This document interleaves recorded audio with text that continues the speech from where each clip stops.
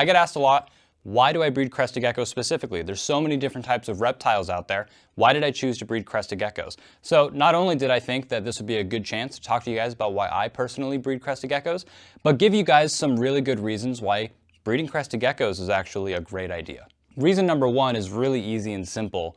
They're so easy to handle, and practically anybody can handle these crested geckos. This is how docile they are. When you have so many, you don't really get a chance to hang out with them all the time, but as you can see, they're incredibly easy to deal with, incredibly easy to handle.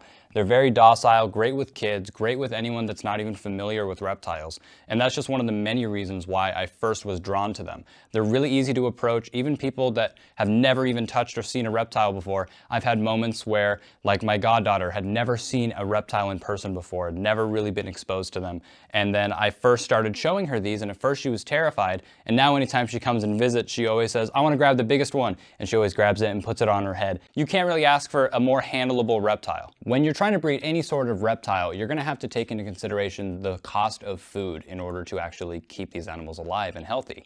And when it comes to other species like ball pythons, monitors, tegus, the cost of food is going to be really high. I would expect to spend anywhere from 150 to 200 plus a year just in their food alone, and that's per head or per reptile.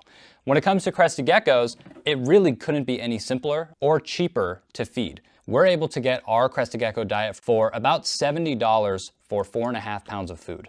Now, we have a very large collection at around 350 plus, with a lot of plans to keep expanding. And a 4.5 pound tub of crested gecko diet will last us anywhere from, let's say, a month and a half to 2 months. And that's supplying over 350 geckos. And for only $70, being able to feed 350 mouths for about a month and a half or 2 months, that's incredibly inexpensive. I don't know what the math would be, but it practically comes down to pennies per gecko per feeding. So imagine if you had a smaller collection or a more reasonable collection of only about 50 crested geckos. That 4.5 pound tub will probably last you even longer, going anywhere from 4 to 5 months, just feeding those 50 geckos. Now that's incredibly reasonable. They essentially eat something that you can mix with water. It's the consistency of ketchup. And you just put it into a cap or a dish, and that's about it. This provides them with all the nutrients and vitamins and macronutrients that they need in order to live a happy and healthy life. It's encouraged, of course, to give them really high quality, organic, and gut-loaded insects in order to have a healthier, happier life and have a lot more of that macro and micronutrients that they need. And especially when they're babies, it's a great way to get them to grow really fast.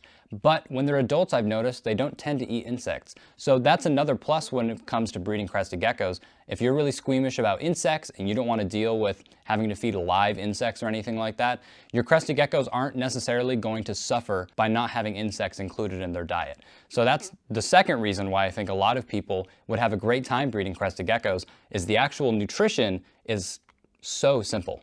Crested geckos are probably one of the easiest animals to take care of.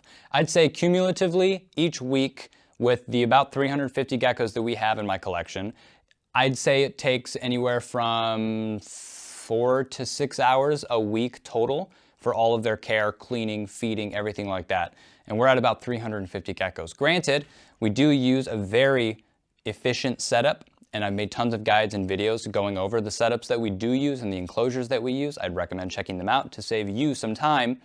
But even if you want to have a more balls to the walls type enclosure, beautiful exoterra that's bioactive and has a misting system and everything like that, there's so many different ways that you can get creative with their care, and they're extremely resilient actually. As long as you keep them at around room temperature and you make sure that they have a humid environment, they're going to thrive for you. And that's what's great about these, is they don't need any sort of heat lamp. So there's not going to be that extra risk of fires or anything like that in a facility. They don't have a super expensive or specific type of diet. There's some animals that can only eat snails. There's some animals that can only eat other lizards. So now you have to breed lizards specifically to feed those lizards. Crested geckos just need a little bit of paste and some insects if you're willing, and they need a nice humid room temperature environment, and they're going to do wonders.